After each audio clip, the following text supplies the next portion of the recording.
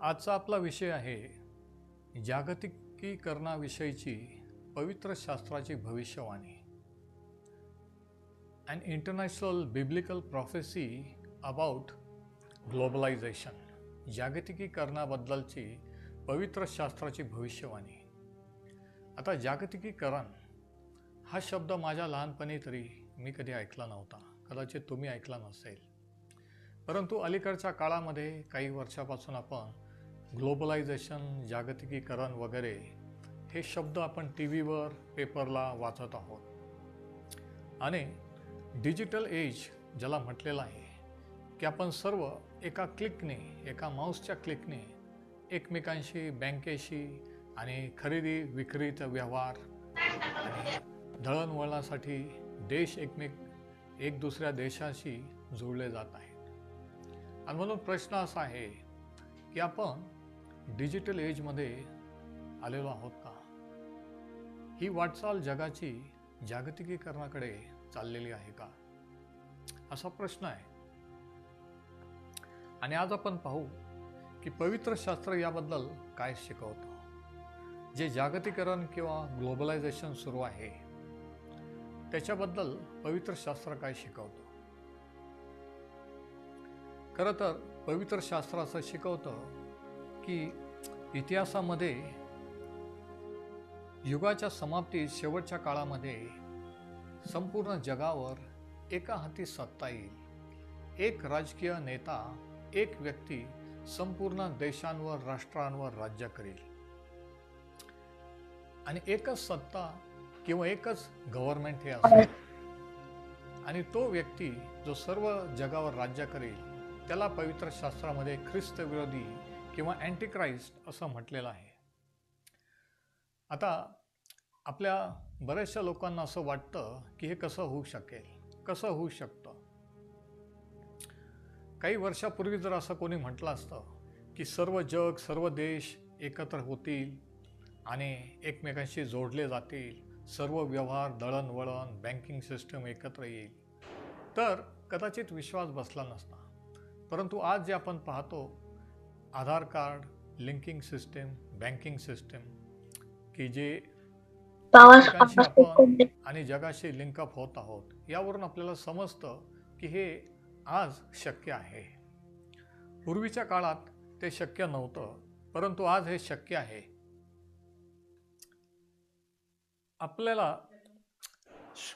आपल्याला असं वाटत नाही की आपण याच्याबद्दल आश्चर्य करतोय, परंतु आज हे सर्व आपल्या भोवती घडत असताना असतो की हे शक्य होऊ शकतं. आणि त्याकडेच जग चाललेलं आहे.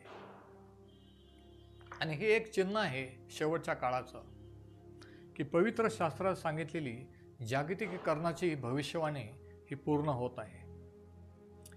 जागतिकीकरण म्हणजे काय? ग्लोबलायझेशन. What is globalisation? जागतिकीकरण म्हणजे सर्व जग, सर्व जगातले देश दळणवळणाच्या बाबतीत आणि बँकिंग सिस्टीमच्या बाबतीत आणि प्रत्येक व्यवहारामध्ये इन्फॉर्मेशन किंवा माहिती आणि संशोधनाच्या बाबतीत एकत्रित येतील. आणि आज आपण पाहतो की 24 तासात आपण जगातल्या कोणत्याही कोपऱ्यातून कुठेही पोहोचू शकतो. तर ह्या जागतिकीकरणाबद्दल पवित्र शास्त्रात काय शिकवलेलं आहे? पवित्र शास्त्र याविषयी काय शिकवतं? याचा इतिहास काय आहे? भूतकाळात, सांप्रतकाळ आणि भविष्यकाळ याच्याबद्दल पवित्र शास्त्र काय शिकवतं? आणि म्हणून पहिली गोष्ट किंवा पहिला point, the course of history of globalism. जागतिकीकरणाचा इतिहास. पहिला पॉईंट जर तुम्ही लिहून घेत असाल, जागतिकीकरणाचा इतिहास, the course of history of globalism. जे पवित्र शास्त्रात प्राचीन काळापासून हजारो वर्षापासून सांगितलेलं होतं, ते आज आपण आपल्या डोळ्यादेखत आपल्या हयातीत घडताना पाहत आहोत. की जे सांगितलेलं होतं, जे चाललेलं होतं, त्याची पूर्तता आहे. आता इतिहासात याची सुरुवात कुठे झाली? उत्पत्तीचं पुस्तकाचा 10वा अध्याय, जेनेसिस चॅप्टर 10 आणि वचनं 8 ते 10 हे जर आपण वाचले तर या ठिकाणी जलप्रलयानंतर नोहाचे जे पुत्र होते 3 पुत्र त्यांची वंशावळी दिलेली आहे. उत्पत्ती 10 आणि 8व्या वचनापासून मी वाचतो. कुशाला निम्रोद झाला, तो पृथ्वीवर महावीर निपजला. कुश या नावाच्या व्यक्तीला निम्रोद नावाचा एक व्यक्ती झाला आणि हा व्यक्ती निम्रोद हा पृथ्वीवर महावीर किंवा महान सत्ताधारी असा होऊन गेला. तो परमेश्वराच्या दृष्टीने बलवान पारधी झाला. म्हणून निम्रोदासारखा परमेश्वराच्या दृष्टीने बलवान पारधी असे म्हणण्याचा प्रघात आहे. आता शास्त्र सांगतं की हा निम्रोद पवित्र शास्त्रात सांगितलेलं आहे की तो बलवान पारधी झाला म्हणजे शिकारी. परंतु ह्याचा जर आपण अभ्यास केला तर तो जनावरांचे शिकार करणाराच नव्हता, तर तो मनुष्यांचा देखील शिकारी होता. तो मनुष्यांचा वध करणारा क्रूर असा व्यक्ती होऊन गेला. त्या अर्थाने तो शिकारी किंवा पारधी असं म्हटलेलं आहे. म्हणून निम्रोदासारखा परमेश्वराच्या दृष्टीने बलवान पारधी अशी म्हणण्याची प्रथा होती. वचन 10. शिनार देशात बाबेल. शिनार देशात बाबेल, एरक, अक्काद व कालने ही त्याच्या राज्याचा आरंभ होय. म्हणजे हे जे प्रदेश स्थापन झाले हे त्या काळातले जे देश होऊन गेले हे त्याने स्थापन केले. म्हणजे हा मनुष्यांचा वध करून सत्ता हस्तगत करत करत गेलेला आहे. त्याचं साम्राज्य तो वाढत गेला. वचन 12. तसेच निनवे व काहल यांच्या दरम्यान रेसन शहर त्याने बसविले, हेच ते मोठे शहर होय. म्हणजे बघा, पहिलं शहर वसवणारा, पहिलं एकामागून एक प्रदेश किंवा देश काबीज करणारा जो व्यक्ती होता तो होता हा निम्रोद. हा इतिहासातला पहिला हुकुमशहा होऊन गेला. तो अतिशय क्रूर असा होता. त्याची इच्छा होती की सर्व लोकांवर, सर्व देशांवर, राष्ट्रांवर त्या काळात सत्ता काबीज करावी. हा त्याचा मुख्य उद्देश होता.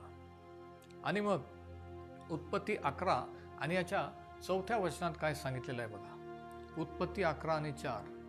मग ते म्हणाले, चला आपणासाठी एक नगर आपण निर्माण करू आणि गगनचुंबी शिखराचा एक बुरुज बांधू. ह्या रीतीने आपले नाव करू, म्हणजे आपली पृथ्वीवर पांगापांग होणार नाही. आता पहिल्या वचनात जर आपण वाचलं तर त्या काळामध्ये सर्व पृथ्वीवर लोकांची भाषा एक होती असं म्हटलेलं आहे. एकच पृथ्वीची भाषा आणि बोली होती. आणि पुढे असे झाले की उत्पत्ती 11 आणि वचन 2. पूर्वेकडे जाता जाता त्या लोकांना शिनार देशात एक मैदान लागले. बघा, या ठिकाणी शिनार ह्या प्रदेशाचा उल्लेख आहे. आणि हे लक्षात घ्या, जे 10व्या अध्यायाच्या 10व्या वचनात सांगितलेलं आहे की शिनार देशात बाबेल. आणि त्या ठिकाणी काय झालं बघा, पुढे असे झाले की शिनार देशात जाता जाता त्या लोकांना शिनार देशात एक मैदान लागले, तेथे त्यांनी वस्ती केली. ते एकमेकांना म्हणाले, चला आपण विटा करून पक्क्या भाजू. त्यांनी दगडाऐवजी विटा आणि चुन्याऐवजी डांबर वापरले. मग ते म्हणाले, चला आपण आपल्यासाठी एक नगर निर्माण करून गगनचुंबित शिखराचा एक बुरुज बांधू. ह्या रीतीने आपण आपले नाव करू, म्हणजे आपली पृथ्वीवर पांगापांग होणार नाही. आणि हे सर्व शिनार या ठिकाणी घडत आहे, लक्षात घ्या. आणि शिनार देशामध्ये बाबेल या ठिकाणी, आणि हा बुरुज ज्याला बाबेलचा बुरुज म्हटलेला आहे, त्या ठिकाणी हे लोक म्हटले की आपण एकाच ठिकाणी राहू, एक नगर बसवू, एक आपलं शहर आणि एक उंच गगनचुंबी बुरुज बांधू. आणि त्यांनी तसं करायला सुरुवात केली. आणि ते म्हटले, म्हणजे आपली पृथ्वीवर पांगापांग होणार नाही. त्यांना पृथ्वीवर इतर प्रदेशात पृथ्वीभर पांगायचं नव्हतं, त्यांना एकत्रित राहायचं होतं. ह्या माणसाला, निम्रोदाला, सर्व लोक एकत्रित करून सर्व सर्वांना एकाच ठिकाणी एकत्रित करून त्यांच्यावर सत्ता चालवायची होती. पण देवाची इच्छा होती की पृथ्वी व्यापून टाका. ज्यावेळेस देवाने परमेश्वराने आदाम हवा यांना आशीर्वाद दिला, त्याने त्यांना सांगितलं की पृथ्वी व्यापून टाका, म्हणजे जगभर तुमची संतती ही पसरू द्या. परंतु हा माणूस आणि हे लोक म्हणतात की आपण एकाच ठिकाणी राहू, म्हणजे आपली पांगापांग होणार नाही. आता त्याला परमेश्वरासमोरचा एक शिकारी असं म्हटलेलं आहे. आणि तो कशाची शिकार करत होता? लोकांची, सत्तेची, स्वतःच्या गौरवाची, धन संपत्तीची आणि जागतिक सत्ता, सर्व लोकांवर सत्ता गाजवण्याची. हा त्याचा प्रयत्न होता. म्हणजे पवित्र शास्त्रात सांगितलेलं आहे की पहिला हुकुमशाह, the first dictator in human history was Nimrod. Nimrod नावाचा व्यक्ती हा मानव जातीच्या इतिहासातला पहिला हुकुमशाह होऊन गेला. आता पहिला इतिहास याच्या पहिल्या अध्यायामध्ये याच्याबद्दल आणखी काहीतरी सांगितलेले आपण पाहू. फर्स्ट क्रॉनिकल्स चॅप्टर 1 अँड वर्स 10. पहिला इतिहास 1 आणि वचन 10 या ठिकाणी परत याचं नाव आढळतं. असं लिहिलेलं आहे, कुशाला निम्रोद झाला, तो पृथ्वीवर महावीर होऊन गेला. म्हणजे पृथ्वीवर बघा, फक्त शिनार किंवा बाबेलच्या ठिकाणी पृथ्वीवर, म्हणजे त्याची इच्छा होती की सर्व पृथ्वीवरील लोकांवर राज्य करायचं, सर्व पृथ्वीवरील लोकांना ताब्यात घ्यायचं. तो हुकुमशाह होता. जागतिक सत्ता मिळवण्याचा त्याचा हा प्रयत्न होता. आणि आपण पाहतो की उत्पत्तीच्या 11व्या अध्यायापासून जे हुकुमशाह जगाच्या इतिहासात वेगवेगळ्या देशात होऊन गेले, त्या सर्वांचा पिता किंवा त्या सर्वांचा बाप निम्रोद होता. Nimrod was a father of all dictators in human history. मानव जातीतल्या सर्व हुकुमशहांचा बाप निम्रोद हा होऊन गेला. म्हणजेच हा माणूस निम्रोद शेवटच्या काळात जो जागतिक सत्ता चालविल, ज्याला ख्रिस्त विरोधी असं म्हटलेलं आहे, त्याचा एक प्रोटोटाईप किंवा त्याचा एक छाया किंवा प्रतिबिंब, प्रतीक असा होता. त्याच्यानंतर काही वर्षानंतर, काही कालावधीनंतर आपण वाचतो की बाबेल, जे आजचं ज्याचं नाव आहे इराक, आज जो इराक देश आहे त्याचं प्राचीन नाव आहे बाबेल किंवा बॅबलॉन इंग्लिशमध्ये. त्या बाबेलमध्ये नबुखद्नेसर नावाचा एक सम्राट होऊन गेला. आणि त्याने देखील जे बाबेलचं शहर बांधलं, वसवलं. मध्य पूर्व देशामध्ये आजही बरेचसे अवशेष त्याच्या काळातले आपल्याला आढळतात. हे सर्व तुम्ही यूट्यूबवर पाहू शकता. त्याने सुद्धा एक बुरुज बांधला. त्याने सुद्धा एक बुरुज बांधून त्याने लोकांना आज्ञा केली, हुकूम सोडला की प्रत्येकाने त्याची भक्ती करावी, त्यालाच देवाच्या स्थानी मानावं. परंतु एक दिवशी ह्या नबुखद्नेसर राजाला, आणि नबुखद्नेसर राजा होऊन गेला याला इतिहास साक्षी आहे. सेक्युलर हिस्ट्री तुम्ही जर इतिहासात वाचलं तर तुम्हाला नबुखद्नेसरचं नाव आढळेल. आणि ह्या राजाला एक दिवशी त्याने एकामागून एक त्याचं साम्राज्य, एकामागून एक त्याच्या साम्राज्याचा, राज्याचा तो विस्तार करत गेला. आणि एक दिवशी त्याला स्वप्न पडलं. आणि ते काय स्वप्न होतं आपण पाहू. कारण ह्या स्वप्नामध्ये, हे जे स्वप्न त्याला पडलं त्याच्यामध्ये भविष्य काळात जगामध्ये काय होणार आहे, कोणकोणते साम्राज्य स्थापन होणार आहे आणि जगाचा अंत कसा होणार आहे, हे देवाने ह्या विधर्मी राजाला त्या काळामध्ये दाखवून दिलेलं होतं. म्हणून तुमच्याजवळ जर शास्त्र असेल तर दानिएलचं पुस्तकाचा 2रा अध्याय जरा काढा. डॅनियल चॅप्टर 2, दानिएलचं पुस्तक याच्या 2ऱ्या अध्यायामध्ये ह्या राजाला एक वाईट स्वप्न पडलं. त्या स्वप्नामुळे तो अस्वस्थ झाला आणि त्याने त्याच्या राज्यातील सर्व विद्वान पुरुष, विद्याप्रवीण असे लोक, मांत्रिक, तांत्रिक, ज्योतिषी वगैरे सर्व एक्सपर्ट लोक बोलवले, तज्ज्ञ लोक बोलवले, पण कोणालाही त्याच्या स्वप्नाचा अर्थ सांगता येईना. त्याची अट अशी होती की स्वप्नही सांगायचं आणि त्याचा अर्थसुद्धा सांगायचा. पण हे स्वप्न देवापासून असल्यामुळे कोणत्याही जगिक विद्वानाला देवाचं गूढ रहस्य उलगडलं नाही. आणि आज देखील तसंच आहे. जगातील विद्वान लोक, तज्ज्ञ लोकांना देवाविषयीचं गूढ, देवाविषयीचं रहस्य उलगडत नाही. म्हणून शास्त्र सांगतं की जगाच्या ज्ञानाने आपण देवाला ओळखू शकत नाही. जगाच्या ज्ञानाने, क्वालिफिकेशनने आपण शास्त्र, बायबल समजू शकत नाही. त्याला देवाच्या पवित्र आत्म्याच्या प्रकटीकरणाची आपल्याला गरज असते. आता हे लोक राजाला स्वप्न सांगू शकले नाहीत, म्हणून राजा संतप्त झाला. परंतु कोणीतरी जाऊन सांगितलं की आपल्या राज्यामध्ये एक तरुण असा आहे की जो आकाश आणि पृथ्वीच्या देवाचा भक्त आहे आणि त्याला देवाने हे दान दिलेलं आहे की स्वप्न आणि त्याचा अर्थ सांगता यावा. आणि म्हणून दानियल 2 आणि वचन 31 मध्ये काय सांगितलेलं आहे बघा. त्या राजाने दानियेलाला बोलावून घेतलं.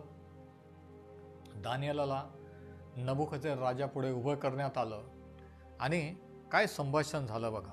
दानियल म्हणतो, महाराज, आपण दृष्टांत पाहिला, त्यात एक मोठा पुतळा आपल्या नजरेस पडला. हा पुतळा भव्य व तेजपुंज असा आपणापुढे उभा होता. त्याचे रूप विक्राळ होते. त्या पुतळ्याचे शिर उत्तम सोन्याचे, त्याची छाती व हात रुप्याचे म्हणजे चांदीचे, त्याचे पोट व मांड्या पितळेच्या, त्याचे पाय लोखंडाचे, त्याच्या पावलांचा काही भाग लोखंडाचा व काही मातीचा होता. आपण स्वप्न पाहत असता कोणाचाही हात न लागता एक पाषाण आपोआप सुटला व त्या पुतळ्याच्या लोखंडी व मातीच्या पावलावर आदळून त्यांचे फुटून तुकडे तुकडे झाले. तेव्हा लोखंड, माती, पित्तळ, रुपे व सोने यांचे चूर्ण होऊन उन्हाळखळ्यातील भुशाप्रमाणे ती झाली. वाऱ्याने ती उधळून गेली. त्यांचा मागमूस राहिला नाही. त्या पुतळ्यावर आदळलेल्या पाषाणाचा एक मोठा पर्वत होऊन त्याने सर्व पृथ्वी व्यापून टाकली. हेच आपले स्वप्न आहे. आता याचा अर्थ राजाच्या हुजुरास आम्ही सांगतो. बघा, सर्व दरबार भरलेला होता. सर्व तज्ज्ञ, त्याच्या मंत्रिमंडळातील लोक हजर होते आणि हे मोठं चॅलेंज होतं की कोणालाही राजाचं स्वप्न किंवा त्याचा अर्थ सांगता येत नव्हता. आणि हा तरुण दानियल राजासमोर आला आणि त्याने राजाला त्याचं स्वप्न सांगितलेलं आहे. आणि मग त्याचा अर्थ तो पुढे सांगतो. वचन 36 मध्ये तो म्हणतो की हेच आपले स्वप्न आणि याचा अर्थ आम्ही सांगतो. तो म्हणतो वचन 37 पासून, महाराज, आपण राजाधिराज असून आपल्याला स्वर्गीय देवाचे राज्य, पराक्रम, बल व वैभव ही त्याने दिली आहेत. आणि जेथे जेथे मनुष्य जातीचा निवास आहे तेथील वन, पशु व अंतराळातील पक्षी त्याने आपल्या अधीन केले आहेत. त्या सर्वावर आपली सत्ता ठेवलेली आहे. बघा, बरेचशा देशांवर, मोठ्या साम्राज्यावर हा नबुकदनेस्सर त्या काळामध्ये राज्य करीत होता. आणि दानियल म्हणतो की हे सर्व स्वर्गाच्या, आकाशाच्या देवाने आपल्याला हे दिलेले आहे. वचन 39, आपल्यानंतर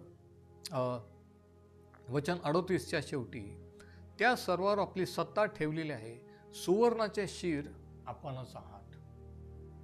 म्हणजे जो पुतळा पाहिला त्याचं जे शिर सोन्याचं होतं, तो म्हणतो की ते शिर आपणच आहात.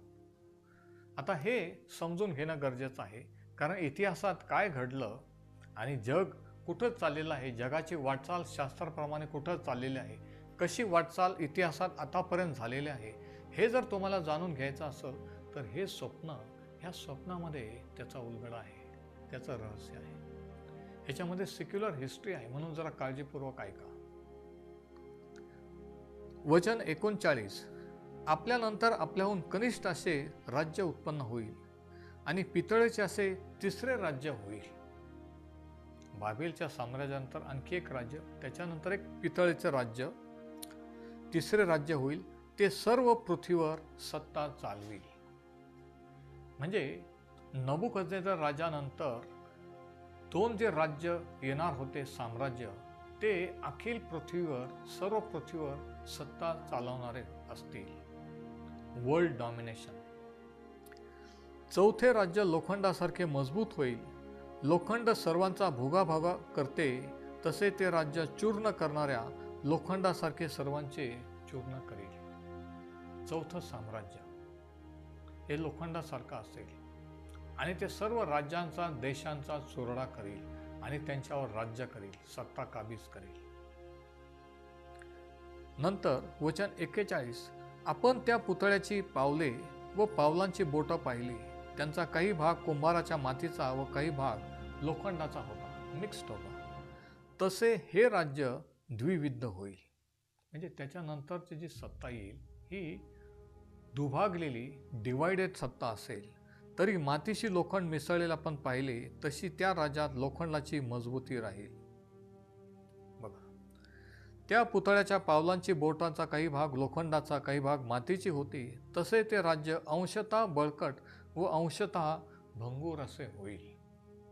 हे साम्राज्य लोखंड मातीबरोबर मिसळलेले आपण पाहिले, तसे त्या राज्यातले लोक इतर लोकांबरोबर संबंध जोडतील. बघा, त्या देशातले लोक इतर देशातल्या लोकांबरोबर संबंध जोडतील. लक्षात घ्या, हा महत्त्वाचा विषय आहे. जरा शास्त्रात बघा. पण जसे लोखंड मातीबरोबर एकजीव होत नाही, तसे तेही त्यांच्याबरोबर एकजीव होणार नाहीत त्या राज्यांच्या आमदानीत. आणि आता ऐका, स्वर्गीय देव एका राज्याची स्थापना करेल. त्याचा कधी भंग होणार नाही. त्याचे प्रभुत्व दुसऱ्याच्या हाती कधी जाणार नाही. तर ते या सर्व राज्यांचे चूर्ण करून त्यांना नष्ट करील व ते सर्व काळ टिकेल. हे शेवटचं साम्राज्य. आपण स्वप्नात असे पाहिले की कोणाचा हात न लागता त्या पर्वतापासून एक पाषाण आपोआप सुटला व त्याने लोखंड, पितळ, माती, रुपे व सोने यांचे चूर्ण केले. त्यावरून पुढे काय होणार हे त्या थोर देवाने महाराजांच्या हुजुरास कळविले आहे.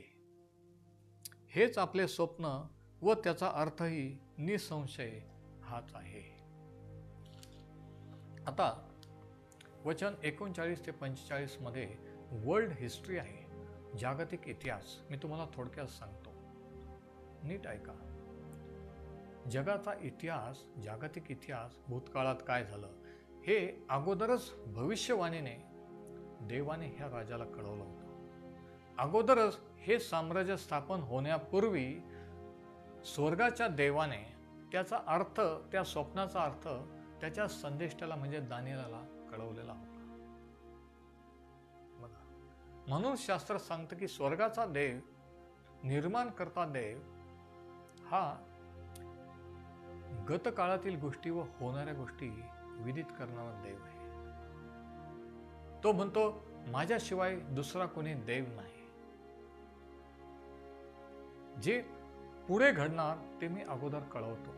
आणि असा एकच देव आहे, तो म्हणजे आकाश आणि पृथ्वीचा निर्माण करता देव. Praise the Lord. आता ह्या स्वप्नात जी मूर्ती त्या राजाने पाहिली आणि त्याचा अर्थ ह्या साम्राज्याशी जोडलेला आहे. बघा, पहिलं त्याने पाहिलं ते शिर पितळेचं होतं. तो म्हणतो की ते शिर आपणच आहात. म्हणजे नबुकदनेस्सर, बाबेलचं साम्राज्य, बाबेलचा सम्राट होता नबुकदनेस्सर. बाबेलचं साम्राज्य हे सुवर्ण साम्राज्य याला म्हटलेलं आहे. It was a golden age.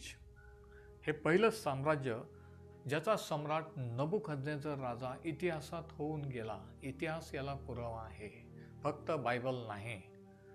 नंतर त्याने पाहिलं, तो म्हणतो की त्या पुतळ्याची छाती व हात हे रुपयाचे होते. हे दुसरं साम्राज्य आहे. नबुकदनेस्सर, बाबेलचं साम्राज्य गेल्यानंतर दुसरं जे साम्राज्य जगावर सत्ता मिळवण्याचा, राज्य करण्याचा प्रयत्न करील, ते दुसरं साम्राज्य हे आहे की छाती व हात रुपयाचे होते. आता हे दुसरं साम्राज्य बाबिलोनियन एम्पायर किंवा बाबेलच्या साम्राज्यानंतर इतिहासात कोणतं होऊन गेलं तुम्हाला माहित आहे का? मेडी पर्सी साम्राज्य, Medo Persian empire. The second empire was the Medo Persian empire, मेडी पारसी साम्राज्य, ज्याचं वर्णन या ठिकाणी 32व्या वचनात आहे. दानियल 2 आणि 32. छाती व हात रुपयाचे, आणि मग नंतर म्हटलं की त्याचे पोट व मांड्या म्हणजे त्या पुतळ्याच्या पितळेच्या होत्या. म्हणजे मेदी पर्सी साम्राज्यानंतर तिसरं साम्राज्य कोणतं? तो म्हणतो की त्याचे पोट व मांड्या ह्या पितळेच्या होत्या. Stomach was of bronze. आणि मेदी पर्सी साम्राज्यानंतर इतिहासात ग्रीक साम्राज्य होऊन गेलेलं आहे, द ग्रीक एम्पायर. आणि इतिहासात त्या ग्रीक एम्पायरचा सम्राट कोण होऊन गेला तुम्हाला कदाचित माहीत असेल की ज्याला अलेक्झांडर द ग्रेट, सिकंदर बादशाह असं म्हटलेलं आहे. आणि त्याचं साम्राज्य होतं पितळेचं साम्राज्य, bronze. It speaks of Greek empire. नंतर तो सांगतो वचन 33 मध्ये, त्याचे पाय लोखंडाचे व पावलांचा काही भाग लोखंडाचा व काही भाग मातीचा होता. त्याचे पाय लोखंडाचे होते. आता ग्रीक एम्पायर किंवा ग्रीक साम्राज्यानंतर इतिहासात जे होऊन गेलं ते होतं रोमन साम्राज्य, रोमन एम्पायर. आणि पुढे तो असं लिहितो वचन 33 मध्ये, त्याचे पाय लोखंडाचे होते. लोखंडाचं साम्राज्य ज्याला आयर्न एम्पायर, स्ट्रॉंगेस्ट एम्पायर जे होऊन गेलेलं ते रोमन एम्पायर होतं, रोमन साम्राज्य. नंतर तो म्हणतो की पावलांचा काही भाग लोखंडाचा व काही भाग मातीचा होता. आणि ह्या लोखंडाचं साम्राज्य, रोमन साम्राज्याचं हे नष्ट झालं, नाहीचं झालं. आणि नंतर जे साम्राज्य येईल, शेवटचं साम्राज्य, ते अशा प्रकारचं असेल की ते एकत्रितपणे होऊ शकणार नाही. त्याचे पाय लोखंडाचा, काही भाग लोखंडाचा, काही भाग मातीचा होता. आणि म्हणजे मिक्स साम्राज्य, एक कोणतीही सत्ता हे असणार नाही. नंतर आपण वाचतो की त्या पुतळ्याच्या लोखंडी व मातीच्या पावलावर आदळून एक पाषाण आपोआप सुटला व त्याचे फुटून तुकडे तुकडे झाले. म्हणजे ही जी मूर्ती उभी होती आणि ह्या मूर्तीचे हे जे वर्णन केलेलं आहे, हे साम्राज्य इतिहासात होऊन गेलेले, हे परमेश्वराने नबुकदनेस्सर राजाला दाखवून दिले होते की तुझ्यानंतर जगामध्ये कोणकोणते साम्राज्य स्थापन होणार आहेत. आणि मग शेवटच्या साम्राज्याच्या वेळेस काय झालं की एक मोठा दगड, एक पाषाण आपोआप तुटून पडला त्या मूर्तीवर आणि ती संपूर्ण मूर्ती कोसळली. म्हणजे सर्व साम्राज्य इतिहासातले पडले आणि ते नष्ट झाले. आणि तो पाषाण आपल्याला माहित आहे की ज्याचं राज्य तो स्थापन करील, कधी नष्ट होणार नाही, तो ख्रिस्त असेल. आता हे जे साम्राज्य होऊन गेले, यांचे जे सम्राट होते, राजे होते, त्यांचा एकच उद्देश होता की जागतिक सत्ता स्थापन करणे, संपूर्ण जगावर राज्य करणे. म्हणजे हे हुकुमशाह सम्राट हे जसे काय निम्रोदाचं प्रतीक होते. हे सर्व जग काबीज करायला निघाले होते. हे येणारा जो शेवटच्या काळात ख्रिस्त विरोधी, त्याचं एक चित्र होते असं आपल्याला म्हणता येईल. ह्या साम्राज्यामध्ये ग्लोबलायझेशन किंवा जागतिकीकरण करणं हा ह्या सम्राटांचा उद्देश होता. म्हणजे बघा, आज जे चाललेलं आहे, होत आहे काही वर्षापासून, हे प्राचीन काळापासून जगाची सत्ता हासिल करण्याचा प्रयत्न अनेक सम्राटांनी केलेला आहे, पण ते यशस्वी झालेलं नाही. आणि जे जे सम्राट साम्राज्य होऊन गेले, ते त्यांचं वर्णन शास्त्रात सांगितलं आहे. याच्यावरून काय समजतं याच्यावरून हे समजतं की इतिहासाच्या दृष्टीने सुद्धा पवित्र शास्त्र हे किती अचूक आहे. The Bible is accurate about human history, about world history. कोणत्याही अँगलने तुम्ही शास्त्राचा अभ्यास करा, तुम्हाला ते अचूक असं आढळेल. आता रोमन साम्राज्याचं ज्यावेळेस पतन झालं, त्याच्यापूर्वी कोणतंही एक राष्ट्र किंवा एका साम्राज्याने संपूर्ण जगावर सत्ता मिळवलेली नाही. परंतु दानिएलच्या भविष्यवाणीत हे सांगितलेलं आहे की जागतिक सत्ता किंवा ग्लोबलायझेशन, जागतिकीकरणाचे प्रयत्न हे होतील, पण शेवटच्या काळामध्ये एकच जागतिक सत्ता होईल, एक वन वर्ल्ड गव्हर्नमेंट होईल. आणि ही जी जागतिक सत्ता होईल तिची सुरुवात, तिची कल्पना जसं रोमन साम्राज्य हे सर्वात मोठं होऊन गेलं, त्याच्याप्रमाणे शास्त्रात सांगितल्याप्रमाणे की 10 देशांचं किंवा 10 राज्यांचं एक कॉन्फेडरेशन असं पुन्हा स्थापन होईल. म्हणजे निम्रोदाचं जे स्वप्न, निम्रोदाची जी इच्छा होती, निम्रोदाने जे केलं ते इतिहासामध्ये अनेक साम्राज्याने तो प्रयत्न केलेला आहे जगावर सत्ता मिळवण्याचा, परंतु त्यांची सत्ता टिकली नाही. आणि शेवटचं जे साम्राज्य, तो ख्रिस्त विरोधी जागतिक सत्ता धारण करील, त्याची देखील सत्ता टिकणार नाही.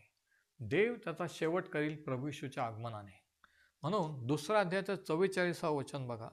त्या राजाच्या आमदनीत स्वर्गीचा देव एका राज्याची स्थापना करील, त्याचा कधी अंत होणार नाही, त्याचे प्रभुत्व दुसऱ्याच्या हाती कधी जाणार नाही. ऐका, तर ते सर्व राज्यांचे चूर्ण करून त्यांना नष्ट करील व ते सर्व काळ टिकेल. आणि ते देवाचं राज्य असणार आहे, ते ख्रिस्त विरोधाचं नाही, ख्रिस्ताचं राज्य असणार आहे. That will be the rule not of anti Christ but of Jesus Christ. आमेन. आणि जगाची तिकडे वाटचाल सुरू आहे. म्हणजे दानिएलचा 2 अध्याय हे जगाचं भविष्य या अध्यायामध्ये सांगितलेलं आहे. तर पहिली गोष्ट ही की जागतिकीकरणाचा इतिहास, हा इतिहास कुठून सुरुवात झाली? जागतिकीकरणाची उत्पत्तीपासून सुरुवात झालेली आहे. दानिएल 2 मध्ये आपण पाहतो की हे जे साम्राज्य होतील आणि जे होऊन गेले, दानिएलाने पुढे पाहिले होतील. आपण मागे इतिहासात पाहतो की हे साम्राज्य इतिहासात होऊन गेले आणि हे सर्वांचं वर्णन, भविष्य हे शास्त्रात सांगितलेलं होतं. याच्यावरून काय समजतं? याच्यावरून हे समजतं की पृथ्वीवर, देशामध्ये, जगात काय चाललेलं आहे, कोणत्या राष्ट्राचं काय, याची सत्ता, पृथ्वीची सत्ता स्वर्गीय देवाच्या हाती आहे. म्हणून शास्त्र सांगतं की तो एकाला सत्तेवर आणतो आणि दुसऱ्याला सत्ता भ्रष्ट करतो. कोणता देश कधी स्वतंत्र व्हायचा, कोणता देश कोणाशी एकत्रित व्हायचा, पृथ्वीवर काय घडणार हे देवाने अगोदर नेमलेलं आहे, त्याला माहीत आहे, त्याने ठरवलेलं आहे. आपोआप अचानक असं काही झालेलं नाही, होत नाही आणि होणारही नाही. जे देवाने सांगितलं, जे शास्त्रात भविष्यवाणी केली त्याच्याप्रमाणेच घडणार आहे. आताही त्याच्याप्रमाणे घडत आलेलं आहे, आजही घडत आहे आणि इथून पुढे देखील घडणार आहे जे बाकी राहिलेलं आहे. आमेन. दुसरा पॉइंट, दुसरी गोष्ट, जागतिकीकरणाच्या इतिहासाचा उच्चांक, the climax of history. Second point, the climax of history. संपूर्ण दानिएलच्या पुस्तकामध्ये आपण पाहतो की इतिहासात काय घडणार आहे हे देवाने प्रगट केलेलं आहे. म्हणजे ख्रिस्ताचं राज्य सर्व काळ टिकणारं, ख्रिस्ताचं राज्य जगावर येण्यापूर्वी ख्रिस्त विरोधी जो स्वतःला ख्रिस्त म्हणविल तो त्याचं राज्य स्थापन करेल असं शास्त्र सांगतो. ख्रिस्ताच्या आगमनाच्या अगोदर, ख्रिस्ताचं राज्य स्थापन होण्याच्या अगोदर ख्रिस्त विरोधाचं राज्य जगावर स्थापन केलं जाईल असं पवित्र शास्त्र शिकवतं. आणि याचा उच्चांक आपल्याला पुढे काय घडेल हे आपल्याला प्रकटीकरणाच्या पुस्तकात वाचायला मिळतं. मनुष्याने जागतिकीकरणाचा प्रयत्न प्राचीन काळापासून मनुष्य प्रयत्न करत आलेला आहे. राजे महाराजे सम्राट जागतिक सत्ता मिळवण्याचा प्रयत्न करत आलेले आहे, परंतु ते यशस्वी झालेले नाहीत. प्रकटीकरणामध्ये आपल्याला सांगितलेलं आहे की ही स्टोरी, हे जे सांगितलेलं हे कशा रीतीने पूर्ण होईल. प्रकटीकरणाचं पुस्तक याचा 13वा अध्याय आणि पहिलं वचन, रेव्हेलेशन 13:1. नंतर मी एक शापद समुद्रातून वर येताना पाहिले. आता पवित्र शास्त्रामध्ये समुद्र हा लोकसमुदाय किंवा लोक राष्ट्र यांचं प्रतीक आहे. तो म्हणतो की मी एक शापद समुद्रातून वर येताना पाहिले. त्याला 10 शिंग व 7 डोके असून त्याच्या शिंगावर 10 मुकुट व त्याच्या डोक्यावर देवनिंदात्मक नावं होती. म्हणजे इतिहासाच्या शेवटी सैतान त्याचा एक सत्ताधारी, एक सम्राट, एक राजकीय नेता असा ठेवील की सैतान ज्याचा ताबा घेईल आणि त्या व्यक्तीच्या द्वारे संपूर्ण जगावर राज्य करण्याचा प्रयत्न करेल, संपूर्ण जगाची सत्ता आपल्या हातात घेईल. त्याला ह्या पहिल्या वचनामध्ये प्रकटीकरण 13च्या शापद असं म्हटलेलं आहे, द बीस्ट. हे ख्रिस्त विरोधाचं आणखी एक नाव आहे.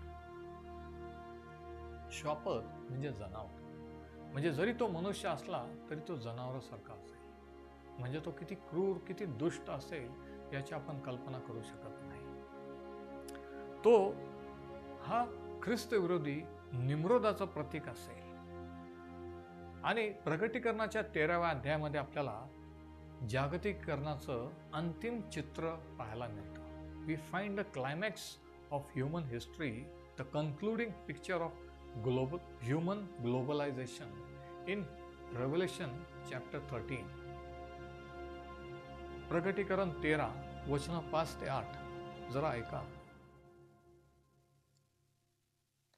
त्याला मोठमोठ्या व देवनिंदात्मक गोष्टी बोलणारे तोंड दिले होते. म्हणजे हा जो जागतिक नेता, जो ख्रिस्त विरोधी होईल, तो अत्यंत हुशार असेल, कुशल असेल. तो सर्व देशाच्या पंतप्रधान, राष्ट्रपतींना इम्प्रेस करेल. ज्या प्रश्नांचे उत्तर आज अनेकांजवळ नाही आहे, तो ते उत्तर देईल आणि म्हणून त्याच्यावर त्यांचा विश्वास बसेल आणि एक एक करून तो एक एक देश ताब्यात घेत जाईल. त्याला मोठमोठ्या देवनिंदात्मक गोष्टी बोलणारे तोंड दिलेले होते. याच्यावरून काय समजतं की तो एक प्रभावशाली वक्ता असेल. त्याच्या भाषणाने तो लोकांची मनं जिंकेल. तो देवाविरुद्ध बोलेल. म्हणजे तो देवाला मानणारा नसेल, कोणत्याही धर्माला, कोणत्याही देवाला मानणारा नसेल. कारण या ठिकाणी सांगितलं की देवनिंदात्मक शब्द तो बोलेल. व 42 महिने त्याला आपले काम चालवण्याचा अधिकार दिला होता. वचन 6. त्याने देवाविरुद्ध निंदा करण्यास, म्हणजे त्याचे नाव, त्याचा मंडप व स्वर्ग निवासी लोक यांची निंदा करण्यास तोंड सोडविले. म्हणजे देवाच्या लोकांची तो निंदा करेल, त्यांचा द्वेष करेल. वचन 7. पवित्र जनाबरोबर लढण्याचे व त्यांना जिंकण्याचे कार्य त्याच्याकडे सोपविले होते.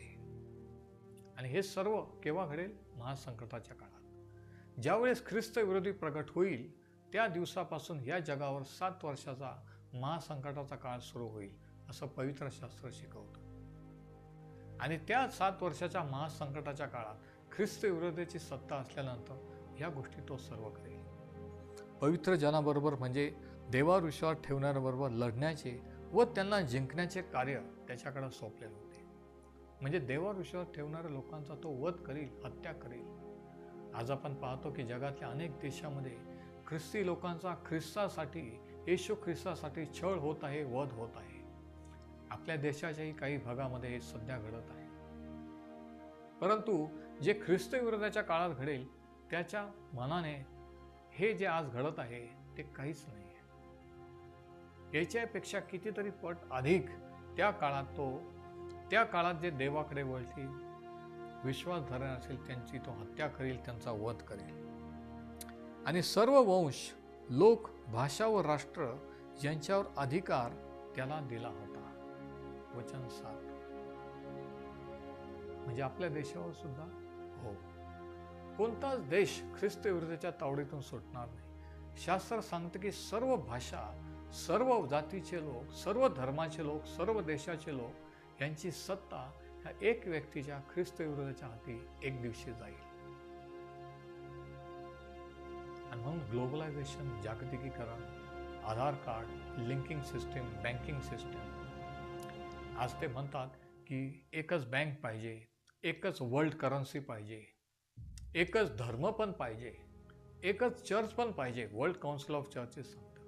हे जे प्रयत्न चालू आहे की सर्व एक एक एक करण्याचे, ही वाटचाल कुठं चालली आहे माहिती आहे का? कशासाठी? जागतिकीकरणासाठी, एकत्रित येण्याची. एक काळ होता की वेगवेगळे देश स्वतंत्र झाले, परंतु शेवटच्या काळात हे जागतिकीकरण होईल, हे एकत्र येतील आणि एकत्र आल्यानंतर ख्रिस्त विरोधी त्या सर्व जगावर, सर्व देशांवर राज्य करेल. वचन 8, ज्या कोणाची नावं जगाच्या स्थापनेपासून वधलेल्या कोकराच्या जीवनी पुस्तकात लिहिली नाहीत, असे पृथ्वीवर राहणारे सर्वजण त्या श्वापदाला नमन करतील. आणि पुढं 18 वचनात जर आपण वाचलं तर असं सांगितलं आहे की त्याची एक खून आहे. ज्यावेळेस तो राज्य करील, 18 वचनात सांगितलेलं आहे की हे अकलेचे काम आहे. ज्याला बुद्धी आहे त्याने श्वापदाचे नाव त्या संख्येवरून काढावे. त्या संख्येवरून मनुष्याचा बोध होतो. म्हणजे ती मनुष्याची संख्या आहे. म्हणजे हे श्वापद एक मनुष्य असेल, ख्रिस्त विरोधी एक मनुष्य असेल, जागतिक नेता असेल. ती त्याची संख्या 666 होय. आता ही खून जी प्रत्येकावर देण्यात येईल, अगोदरच्या वचनात सांगितलेलं आहे, 17 वचनात, प्रकटीकरण 13:17 मध्ये, की ज्या खुनेशिवाय कोणीही कोणताही व्यवहार, बँकेचा व्यवहार, दळणवळणाचा व्यवहार, कोणताही व्यवहार खरेदी विक्री करू शकणार नाही. म्हणजे प्रत्येकावर कंट्रोल त्याचा आहे. माझ्या मायक्रोचिप्स काही देशामध्ये लोकांच्या हातामध्ये घातल्या जात आहेत. हा त्याचाच प्रकार आहे का? हो, अर्थातच. काही देशामध्ये त्या मायक्रोचिप्स सुरू झालेल्या आहेत. सर्व लोकांना प्रत्येकाची माहिती एकत्रित करण्याची प्रथा किंवा एकत्रित करण्याचं कार्य हे प्रत्येक देशामध्ये सुरू झालेलं आहे. आणि ही वाटचाल जागतिकीकरणाकडे आहे. आणि याचा अंत 2 थेसलोनिकरास पत्र याचा 2रा अध्याय, हे जे साम्राज्य ख्रिस्त विरोधी स्थापन करील याचा अंत, भविष्यवाणी दानिएलाने पाहिलं की एक पाषाण कुठून तरी आपोआप सुटला आणि त्या मूर्तीवर पडला आणि ती मूर्ती नष्ट झाली, तुटून गेली. तसं इतिहासातल्या सर्व सरकार, सर्व सत्तेचे तुकडे तुकडे केव्हा होतील? ज्यावेळेस प्रभू येशू ख्रिस्ताचं आगमन होईल. थेसलोनिकरास 2 पत्र याच्या 2ऱ्या अध्यायात काय लिहिलेलं आहे बघा. ख्रिस्ताच्या आगमनाच्या वेळेस काय होईल? ख्रिस्त विरोधाचं राज्य जागतिकीकरण झाल्यानंतर, वचन 7, 2 थेसलोनिक 2 आणि वचन 7, अधर्माचे गुज आत्ताच आपले कार्य चालवित आहे. म्हणजे सध्या हे कार्य सुरू आहे.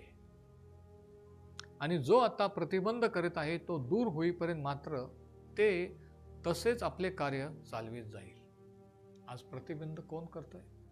देवाचा पवित्र आत्मा, देवाची मंडळी, देवाचे लोक. आणि मग तो अधर्मी पुरुष प्रगट होईल. वचन 8, त्याला प्रभू येशू आपल्या मुखातील श्वासाने मारून टाकेल. या ठिकाणी ख्रिस्त विरोधाला अधर्मी पुरुष म्हटलेला आहे. अधर्मी, ज्याला धर्म नाही, कोणताही धर्म नाही, जो कोणताही देव मानत नाही, तो अधर्मी पुरुष प्रगट होईल. त्याला प्रभू येशू आपल्या मुखातील श्वासाने मारून टाकेल. एक श्वास, आणि जगातील सत्ता त्याची नष्ट होईल. जरा विचार करा. ज्यांचा नाश होणार त्यांनी आपले तारण साधावे म्हणून सत्याची आवड धरली नाही, त्यांच्यासाठी सैतानाच्या कृतीप्रमाणे सर्व प्रकारची खोटी महत्कृत्ये, चिन्हे, अद्भुते, सर्व प्रकारचे अनितीजनक कपट यांनी युक्त असे त्याचे येणे होईल. खोटे चमत्कार, खोटे चिन्ह. आज जे लोक चिन्ह चमत्काराच्या मागे जी गर्दी आहे, चिन्ह चमत्कार सैतान त्याच्या दुरात्म्याच्या साह्याने होता. आणि चिन्ह चमत्कार पवित्र आत्म्याच्या सामर्थ्याने होत आहे. आणि या काळामध्ये गहू निदान दोन्ही वाढत आहे, दोन्ही कार्य सुरू आहे. आणि म्हणून आपण सावध असणं, पारख करणं हे गरजेचं आहे. प्रत्येक आत्म्याचा विश्वास धरू नका, तर ते देवापासून आहेत किंवा नाही याविषयी त्यांची परीक्षा करा. म्हणजे हा 7 वर्षाचा काळ हे शेवटचं साम्राज्य, ज्यामध्ये जागतिकीकरण, ग्लोबलायझेशन झालेलं असेल ख्रिस्त विरोधाच्या अंडर, ते प्रभू येशूच्या आगमनाने नष्ट होईल. आणि अशा प्रकारे मानवजातीच्या इतिहासाचा अंत होईल आणि मग इतिहासाचा उच्चांक होईल. सत्ता प्रयत्न केले की जागतिकीकरण करण्याचा, जगावर ताबा मिळण्याचा, परंतु शेवटचा उच्चांक सत्ता मिळण्याचा कोणाच्या थ्रू होईल? ख्रिस्त विरोधाच्या द्वारे. आणि मग शेवटचा तिसरा पॉइंट, इतिहासाचा अंत. आणि इतिहासाचा अंत आपल्याला प्रकटीकरण 20 आणि वचन 1 ते 5 मध्ये आढळतं. The culmination of human history. 3rd point, नंतर मी एका देवदूताला स्वर्गातून उतरताना पाहिले. त्याच्याजवळ अगाध कोपाची किल्ली होती व त्याच्या हाती एक मोठा साखळदंड होता. त्याने दियाबल, जो सैतान म्हटलेला जुना साप म्हणजे अजगर, याला धरिले. 1000 वर्ष बांधलेले राहण्यासाठी त्याला बांधून अगाध कोपात टाकले. आणि 1000 वर्ष पूर्ण होत तोपर्यंत त्याने राष्ट्रांना आणखी थकवू नये म्हणून वरून बंद करून त्याच्यावर शिक्का मारेला. त्यानंतर त्याला थोडा वेळ सोडले पाहिजे. म्हणजे प्रभू येशूच्या आगमनानंतर हे श्वापद, खोटा संदेश आणि त्यांना धरून त्यांची सत्ता ही नष्ट केली जाईल. त्यांना अगाध कुपात टाकले जाईल. वचन 4 प्रकटीकरण 20, नंतर मी आसने पाहिली, त्यावर कोणी बसले होते. त्यांना न्यायनिवाडा करण्याचा अधिकार दिला होता. आणि येशूविषयीच्या साक्षीमुळे, देवाच्या वचनामुळे ज्यांचा शिरच्छेद झाला होता, ज्यांनी श्वापदाला म्हणजे ख्रिस्त विरोधाला व त्याच्या मूर्तीला नमस्कार घातला नव्हता आणि आपल्या कपाळावर, आपल्या हातावर त्याची खून घेतली नव्हती. बघा, हातावर आणि कपाळावर हे मार्क, ह्या मायक्रोचिप्स आता सुरू झालेला आहे. ही ती खून आहे. आणि शास्त्रात अगोदरच ह्याच्याबद्दल सांगितलेलं आहे, जे आज काही देशामध्ये, स्वीडन वगैरे युरोप देशात सुरू झालेले. ज्यांनी हातावर व आपल्या कपाळावर ती खून घेतली नव्हती, त्यांचे जीवात्मेही पाहिले. ते जिवंत झाले आणि त्यांनी ख्रिस्ताबरोबर 1000 वर्ष राज्य केले. 1000 वर्षाचं राज्य. ख्रिस्ताचं आगमन झाल्यानंतर प्रभू येशू ख्रिस्त जगावर 1000 वर्ष राज्य करेल. आणि त्यावेळेस त्याला त्या 1000 वर्षाला शास्त्रामध्ये मिलेनियम, इंग्लिशमध्ये मिलेनियम असं म्हटलेलं आहे. Millennium means 1000 years. आणि जे काही ह्या 1000 वर्षाच्या काळात घडेल, हे नव्या करारातच नाही तर जुन्या करारात सुद्धा सांगितलेलं आहे. मिलेनियम हा शब्द, मिले याचा अर्थ 1000.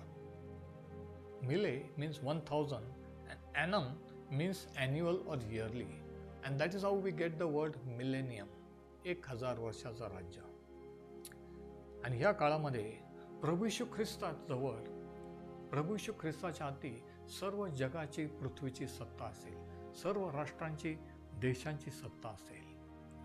सर्व जग प्रभू येशू ख्रिस्ताची भक्ती करेल, त्याच्यावर विश्वास ठेवेल. सर्व जगभर सुवार्ता गाजविले जाईल. आणि त्यावेळेस खऱ्या अर्थाने ग्लोबलायझेशन किंवा जागतिकीकरण होईल. तर अशा प्रकारे पवित्र शास्त्रामध्ये ग्लोबलायझेशन किंवा जागतिकीकरणाबद्दलची भविष्यवाणी केलेली आहे. आणि याच्यावरून आपल्याला काय समजतं की पवित्र शास्त्र किती अचूक आहे. आणि आपण अशा काळात जगत आहोत की आपल्या डोळ्यादेखत ह्या घटना होत आहेत.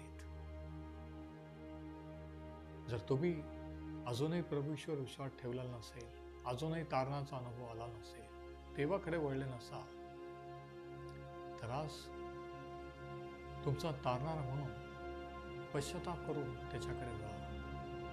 तो तुमच्या पापांची क्षमा करायला तयार आहे. त्याच्या तारणात या. त्याच्या तारणाचा अनुभव घ्या. म्हणजे ख्रिस्त विरोधाची शेवटचा जो सम्राट, शेवटचा जो जगावर राज्य करणारा व्यक्ती ख्रिस्त विरोधी येईल, त्याच्यापूर्वी प्रभू येशू ख्रिस्ताची मंडळी वर घेऊन जाईल. त्याच्यावर विश्वास ठेवणारे लोक या जगात राहणार नाहीत.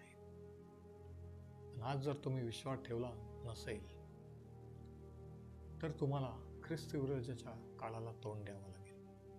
पण आज जर तुम्ही त्याच्यावर विश्वास ठेवाल तर तो शेवटचा काळ, तो महासंकटाचा काळातून आपल्याला जावं लागणार नाही.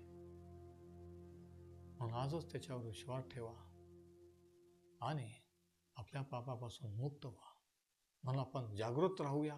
प्रभू येशूचं अंतराळात आगमन, रॅप्चर केव्हाही होऊ शकतं. या घडामोडी, जागतिक घटना आपल्या समोर घडत आहेत. जागृत राहा व प्रार्थना करा. परमेश्वर हे वचन आशीर्वादित करो.